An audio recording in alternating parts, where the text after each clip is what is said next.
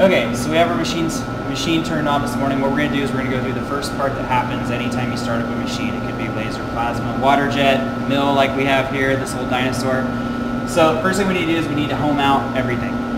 This machine's a little more manual than what you'd expect on other ones, so we actually turn on some good old toggle switches that you don't see on any of the new machines today. And then we're just going to run through jog mode and we're going to go ahead and home everything. And once everything goes to home, you'll see everything light up here. Anytime you turn on a machine after it's been sitting, you always need to go ahead and home everything out. That way it knows where it exists in its world. So we'll home the x-axis, y-axis, z-axis. And then once we do that, we'll go ahead and tell it that these are the 0 coordinates for its world. If you're looking at like Solidworks, this would be like the origin of your part, the 0, 0, 0.